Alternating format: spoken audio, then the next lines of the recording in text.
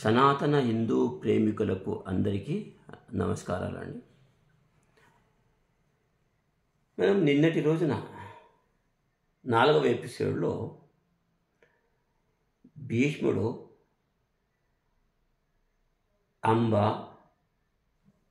అంబిక, అంబాలిక అను ముగ్గురు కన్యలను కాశీరాజు దగ్గర నుంచి అపహరించుకొచ్చాడు అని చెప్పాము. అపహరించుకొచ్చాడంటే వాళ్ళకి యుద్ధంలో ఓడించి తెచ్చాడు తప్ప దొంగిలించి తేలేదు.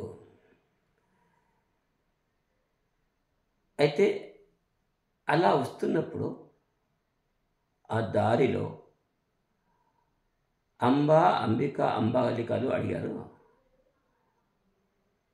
మరి నీవు మమ్మల్ని ఎత్తుకొస్తున్నావు కదా, మరి నీవు మమ్మల్ని పెళ్ళాడతావా అని.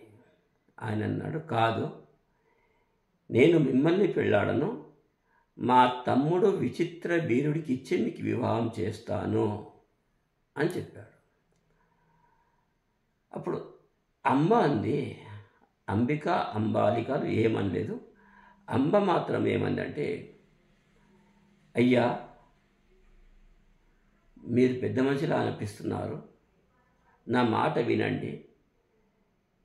నేను సాలుడు అనే చక్రవర్తికి మనసిచ్చాను, ఆయనను ప్రేమించాను, ఆయననే పెళ్లి చేసుకోవడము ఉత్తమము.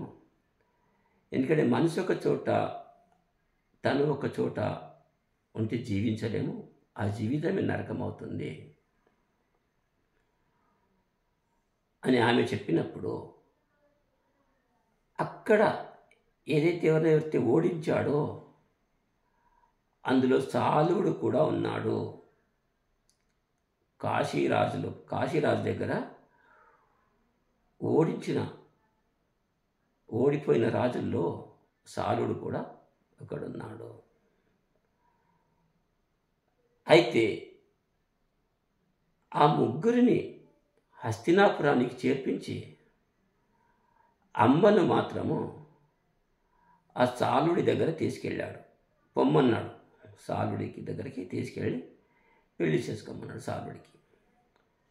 అప్పుడు సాలుడు ఏమన్నాడంటే, నేను భీష్ముడి చేతిలో ఎలాగూ ఓడిపోయాను, భీష్ముడు నిన్ను తీసుకెళ్ళాడు, ఇప్పుడు నాకు భీష్ముడిచ్చేది భిక్షలాగా అవుతుంది, నేను ఆ భిక్ష స్వీకరించను,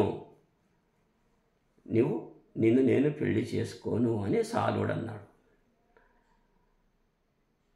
అన్నప్పుడు భీష్ముడి దగ్గరికి వచ్చి, తిరిగి హస్తినాపురానికి వచ్చి భీష్ముడితో అంది, మరి సాలుడైతే నన్ను పెళ్లి చేసుకొని అంటున్నాడు, మరి నేను కూడా మీ తమ్ముడికి విచిత్ర వీరుడికి పెళ్లి చేసుకొని ఉంటాను, మా చెల్లెలతో సహా నేను కూడా ఉంటాను. ఇప్పుడు భీష్ముడు ఏమన్నాడంటే, నువ్వే అన్నావు కదా, మనసు ఒక చోట తను ఒక చోట ఉంటే మనం బతకలేము, జీవితం దుర్భరం అవుతుంది, అందుకని నేను నీకు మా తమ్ముడికి ఇచ్చి పెళ్ళి చెయ్యనంటే చెయ్యను అని చెప్పేశాడు. అప్పుడు ఏం చెయ్యాలో ఆమెకు తోచలేదు. భీష్ముడితో చాలా బతిమిలాడి చివరికి భీష్ముడు వినడు అని ఒక నిర్ణయానికి వచ్చిన తర్వాత ఆమె భీష్ముడితో ఉగ్రంగా, కోపంగా ఒక మాట అంది, నేను నీకు పగ తీర్చుకోవడానికి మాత్రమే వెళుతున్నాను, నేను నిన్ను యుద్ధంలో ఓడించుతాను, అప్పుడు చూతువు కానీ అని చెప్పి ఆమె ఎక్కడ పోకుండా, హస్తినాపురానికి వెళ్లకుండా, సాలుడి దగ్గర వెళ్లకుండా, విచిత్ర వీరుడికి వివాహం చేసుకోకుండా అడవులకు వెళ్ళి తపస్సు చేసుకుంటున్నది. అదే సమయంలో ఆమె వెళ్ళిపోయిన తర్వాత అంబిక, అంబాలికలు ఇద్దరు కూడా విచిత్ర వీరుడిని పెళ్లి చేసుకొని హాయిగా కాలం గడుపుతున్నారు. విచిత్ర వీరుడు కూడా తను ఏమాత్రము రాజ్యాన్ని పట్టించుకోకుండా, ప్రజలని పట్టించుకోకుండా, పెళ్లి కన్నా ముందే ఎవరిని పట్టించుకునేవాడు కాదు, రాజ్యభారాన్ని సరిగా చూసేవాడు కాదు, అక్కడి ప్రజలు ఎవరూ సంతోషంతో లేరు, ఆ దేశం కూడా సస్యశ్యామలంగా లేదు. కానీ ఇప్పుడు కూడా ఈయన లోపల ఏమాత్రం మార్పు రాకుండా ఇంకా ఆ చేష్టలు ఎక్కువైపోయినాయి. పూర్తిగా ఈయన కామంలో మునిగిపోయాడు. విచిత్ర వీరుడు కామంలో మునిగిపోయి రాత్రి దినము మంచి చెడు ఏమీ తెలియకుండా అన్ని వ్యసనాల బారిన పడిపోయాడు. ఆ వ్యసనాల వల్ల ఈయన ఆరోగ్యము క్షీణించింది. విచిత్ర వీరుడిది శంతన మహారాజు వెళ్ళిపోయాడు, విచిత్ర వీరుడు అన్న వెళ్ళిపోయాడు. ఇప్పుడు విచిత్ర వీరుడిది కూడా ఆరోగ్యము బాగా చెడిపోయింది. అప్పుడు చాలామంది వైద్యులు వచ్చి చూశారు, చికిత్స చేశారు. అయినా కానీ ఆ వైద్యులకు తెలియని జబ్బు వచ్చి ఈయన విచిత్ర వీరుడు కూడా ఒకానొక రోజు చనిపోయాడు. ఇప్పుడు అంబిక అంబాలికలు ఇద్దరు కూడా విధవలైపోయారు. వీరికి సంతానం కూడా లేదు. అప్పుడు సత్యవతి చాలా బాధపడిపోయింది. ఎందుకంటే వంశ అభివృద్ధి కొరకు ఎవరో సంతానం కావాలి. తను సాధారణ కుటుంబం కాదు, ఒక రాజకుటుంబము. రాజకుటుంబంలో వారసుడు లేకుంటే ఎట్లా? ముందు రాజ్యభారం ఎవరు తీసుకోవాలి? ఎవరి నెత్తిన రాజ్యభారం వేయాలి అని సంకోచంతో సత్యవతి ఒకానొక రోజు భీష్ముడి దగ్గరికి వచ్చి భీష్ముడిని ఇలా పలకరిస్తుంది. నాన్న భీష్మ, నువ్వు రాజ్యాన్ని పరిపాలించను, రాజును కాను అన్నావు. బ్రహ్మచారిగా ఉండిపోతాను అని అన్నావు. ఎవరి కొరకు? మీ తండ్రి కొరకు అన్నావు. ఇప్పుడు మీ తండ్రి లేడు, తండ్రి యొక్క సంతానము లేదు. తర్వాత ఇప్పుడు రాజ్యాధికారము నిలుపుకునే వ్యక్తి కూడా మన కుటుంబంలో లేడు, మన వంశంలో లేడు. ఇప్పుడు అవన్నీ పక్కన పెట్టేసి నువ్వు ఈ రాజ్యాధికారాన్ని స్వీకరించు అంటే అప్పుడు భీష్ముడు అన్నాడు, అమ్మా నేను ప్రతిజ్ఞ చేశాను. నేను ప్రతిజ్ఞ చేసిన తర్వాత నా ప్రాణం పోయినా సరే నా ప్రతిజ్ఞను విడవను. నేను ఆ జీవితాంతము నేను బ్రహ్మచారిగా ఉండిపోతాను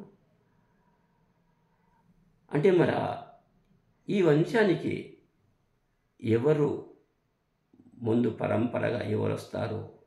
వంశాభివృద్ధి కొరకు ఈ అంబికకు అంబాలికకు ఎవరికి సంతానం కలగలేదు, మరి ఎట్లా అంటే అప్పుడు భీష్ముడు ఏమంటాడంటే, అమ్మ క్షత్రియ ధర్మంలో సంతానం పొందేది ఒక మార్గం ఉంది, నేను నీకు చెప్తాను వినమ్మా అని ఆ రహస్యము తల్లికి చెప్తున్నాడు. సత్యవతి తన సవతి తల్లి పినతల్లి అయిన సత్యవతి ఆ మాటలను వింటుంది. అది ఏమి చెప్తున్నాడు అనేది, మరి ముందు వరవంశ అభివృద్ధి కొరకు ఏం చేస్తాడు, ఎలా చేయాలి అని నిర్ణయించుకుంటారు అనేది రాబోయే 6వ ఎపిసోడ్లో తెలుసుకుందాము. ఈ ఎపిసోడ్ పెద్దగా చేయడం నాకు ఇష్టం లేదు, దాదాపుగా 10-12 నిమిషాల లోపల అయిపోవాలని నేను చిన్నగా చేస్తున్నాను. ఎక్కువ విషయాలు చెప్పినా కానీ ఎవరికి గుర్తుండవు. ఒక్కటి రెండు విషయాలు చెప్తేనే గుర్తుండిపోతాయి. ఆ ఉద్దేశంతో ప్రతిరోజు ఒకటో రెండో విషయాలు మాత్రమే నేను చెప్తున్నాను. ఎందుకంటే శ్రోతలకు కూడా గుర్తుండిపోవాలి.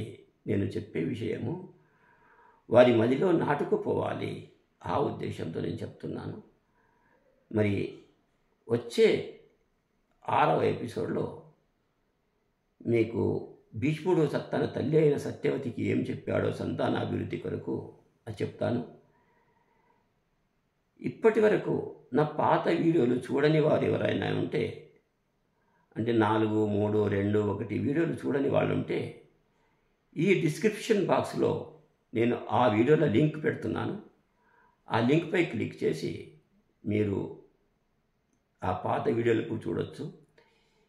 ఈ కథ ఒక సీక్వెన్స్లో మొత్తం మొదటి నుంచి వింటేనే అర్థమవుతుంది, మధ్యన వింటే అర్థం కాదు. అదే భీష్మ చరిత్ర అంటే చాలా గొప్ప చరిత్ర. అది ఐతిహాసిక చరిత్ర, పురాణం కాదండి, ఇతిహాసం. అది నిజంగా జరిగిన సంఘటన మన భారతదేశంలో. దాన్ని ప్రతి ఒక్కరు సనాతన ధర్మాన్ని నమ్మేవారు ప్రతి ఒక్కరూ గుర్తుంచుకునవలసిన విషయము. అందుకే ఈ వీడియో ఒక 10 మందికి షేర్ చేయండి. నా ఈ ఛానల్ను సబ్స్క్రైబ్ చేసుకోండి, లైక్ చేయండి.